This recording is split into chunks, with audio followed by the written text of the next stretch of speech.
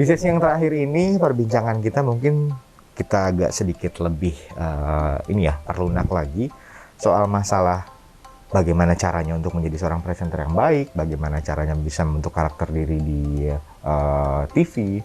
Karena biasanya di TV ada beberapa hal yang mesti kita latih, salah satunya gestur, kemudian cara berpikir, kosakata, penyampaian, cara opening yang baik. Kalau menurut dia sendiri, apa yang harus dilakukan untuk menjadi seorang presenter yang baik? Dia selalu yakin semua dimulai dari sini dulu. Di sini dulu ya? Ini dulu nih, ini dulu yang dimatangkan. Jadi gini, dia ini kan biasa aja. Dia tidak secantik Pevita Pierce, wah luar biasa, secantik Dian Sastro gitu dia. kan. Enggak, serius Bang. Kalau kita mau ngomong soal fisik, yang lebih cantik, yang lebih ganteng, itu banyak luar biasa. Kita harus punya sesuatu yang lain, biar orang ingat sama kita. Biar kita bisa masuk di persaingan dunia yang keras banget ini kan. Betul. Gitu. Jadi semuanya pasti dimulai dari materi sih. Kalau misalnya teman-teman ingin masuk ke dunia jurnalistik TV, pengen jadi presenter TV, pengen jadi penyiar radio misalnya, yang pertama ilmunya dulu.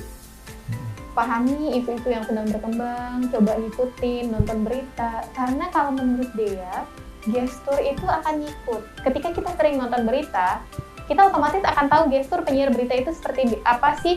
Di awal-awal itu kan kita imitating dulu kan, meniru dulu kan, siapa sih presenter favorit kita misalnya.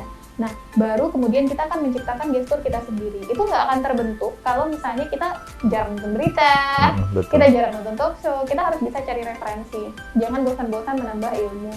Kalau misalnya untuk talk show, sekarang kan referensinya banyak sekali. Di YouTube itu banyak sekali. Ada banyak orang-orang yang mungkin gesturnya biasa aja, tapi konten YouTube-nya luar biasa. Misalnya Pak Gita Wirjawan. Kalau bisa dilihat itu kontennya luar biasa banget. Nah, luangkan juga waktu untuk menambah pengetahuan, misalnya di TED Talks nggak? TED Talks di YouTube itu. Jadi itu isinya ada pembicaraan orang-orang dari seluruh dunia, ada banyak banget ilmunya, jurnalistik salah satunya, TV juga. Nah, itu kalau ditonton bisa jadi insight yang menarik. Ya? Iya, TED Talks. Iya, tahu. Iya, baru ingat. Nah, kemarin kalau nggak salah pernah ada di sini juga buat beberapa program. Iya, betul. Mengumpulkan beberapa banyak pembicaraan-pembicaraan dari luar dan ini digabungkan. Itu betul. Itu keren banget. Itu keren.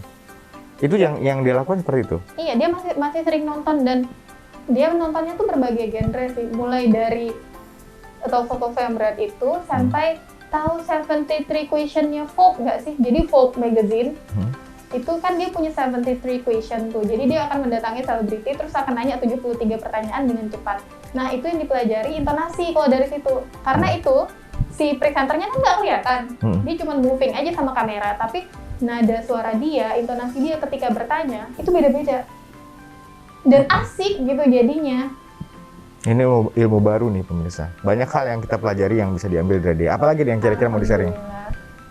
Yang mau di-sharing itu sebenarnya kepercayaan diri. Kan kata orang kalau mau siaran di TV itu harus punya kepercayaan diri. Tapi kepercayaan diri itu menurut dia nggak akan tumbuh kalau kita merasa tidak menguasai bahan. Beda ketika kita talk show, kita udah paham bahannya dan kita nggak punya apa-apa, nggak pegang bahan apa-apa, itu akan beda. Hasilnya akan beda, jalannya proses itu akan beda, gestur kita akan beda, tingkat santai atau enggak itu akan beda. Jangan pernah bosan belajar, jangan merasa sudah cukup dengan ilmu kita sendiri sih. Karena sebenarnya memang kompetitor kita tuh bukan orang-orang di TV nasional sana, kompetitor kita bukan teman di TV sebelah, kompetitor kita itu diri kita sendiri. Kompetitor kita itu adalah kita yang siaran di episode sebelumnya.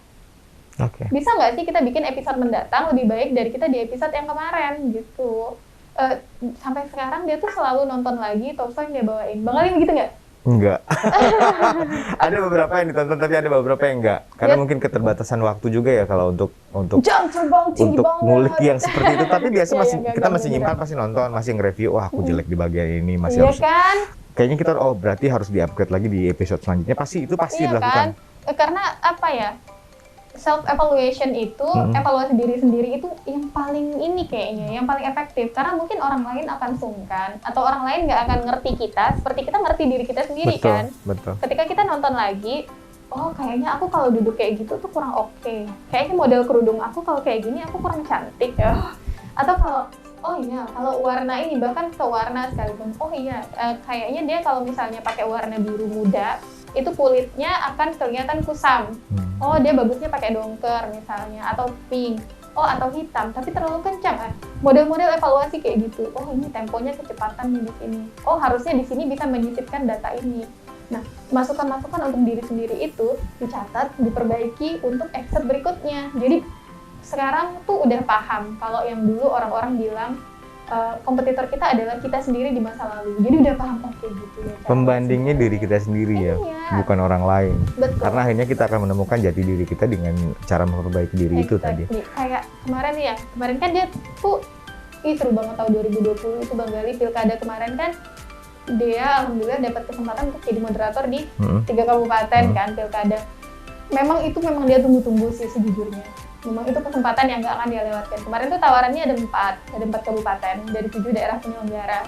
Cuman satunya nggak bisa diambil karena saat debat berlangsung di zona merah COVID. Jadi nggak berani ke sana.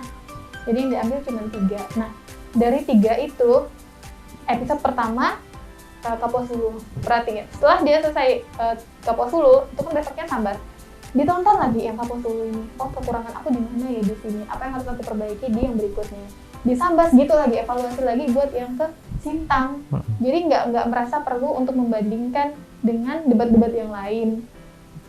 Membandingnya diri Iya, sendiri. diri sendiri. Oke, Deh, makasih banyak ya Deh udah ngobrol sama kita. Sama-sama Bang Terima Gali. kasih banyak juga udah ngasih kesempatan dulu, kalau bukan karena dia yang ngasih kesempatan. Ih, Saya berada di itu juga, astagfirullah. mungkin saya tidak akan berhadapan sama dia hari You ini. deserve it, Bang. Ini You suatu totally kebanggaan deserve it. bisa duduk bersama dia, Citra Rahmatika, seorang presenter terbaik Kalimantan Barat, dan mungkin belum bisa Abis ini kalau ada dikalahkan. award abang ya. Dia nggak ikut lagi. Abis ini abang ya. Berat ya pemirsa. Harus Untuk menang. waktu pas di awal dikasih pengumuman kita masuk nominasi itu, pas lihat ada nama dia, wah udahlah selesai lah, udahlah selesai lah udah gitu. Merendah. Benar, abis ini dia nggak ikut lagi kalau ada presenter terbaik ya. Jangan. Enggak, biar yang lain aja. Justru karena itu kita justru harus mengalahkan juara bertahan. Jangan, nggak usah. Sebenarnya talkshow itu bukan favorit dia, Bang. Apa tuh? Sebenarnya apa seharusnya? Talkshow bukan favorit dia, kerja jurnalistik favorit dia itu bikin dokumenter.